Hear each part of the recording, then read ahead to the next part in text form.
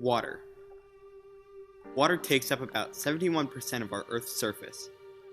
It has become the home to over 700,000 species, but most of them are dying due to its number one threat, us. Our plastic pollution has become such a great threat to the creatures which call these oceans home that in the year 2050, it is estimated that the amount of plastic pollution in our oceans will outnumber the sea life. The amount will increase to an estimated 1,124 million tons. 80% of trash comes from land, beginning as litter that isn't thrown away, but instead is pulled out to sea. Pollutants are usually dragged out to a place between North America and Asia, to an area called the North Pacific Subtropical Gyre, but more commonly known as the Great Pacific Garbage Patch. A gyre is formed when currents crash against each other, creating in the center of this a spiral of waves. Because of the motion of these waves, most of the plastic which travels out from land is contained in this perpetual circle. This wouldn't be a problem if plastic was biodegradable, but because of the material it is made out of, it would take thousands of years for it to completely break down.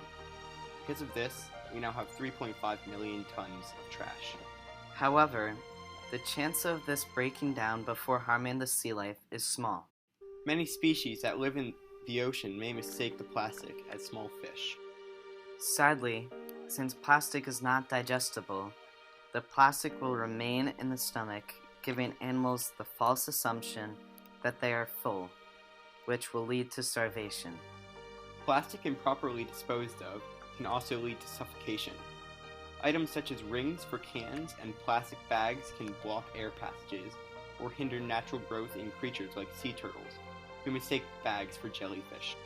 To top it all off, items such as fishing string or strapping bands can entangle the creatures and make them exert more energy to perform simple actions they need to survive, such as swimming and eating.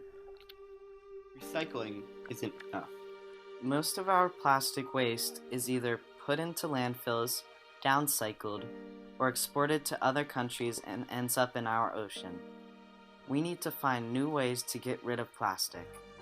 By reducing the amount of plastic we use, reusing the plastic we have, and recycling the unused plastic, we can help assure the safety of our oceans while scientists attempt to find permanent solutions to this issue. Recently, there has been a new discovery in the scientific world that can change the game. Tiny bacteria, which are able to use special enzymes to break down plastics. The reason these bacteria aren't being put into action just yet is because of the difficulty it has with breaking down PET, a special material found in most plastics. Also, the mere size of the bacteria is a key problem. Until we work out the issues with the bacteria, they won't be used anytime soon. Because of the impact we have on our planet this far, we need to come together as a group to prevent further damage. If we don't take action now, there won't be a second chance.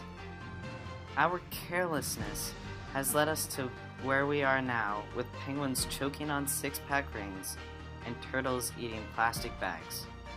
If we want to protect the lives of the thousands of creatures living in our oceans, we need to establish a set of guidelines to prevent more waste from entering our seas.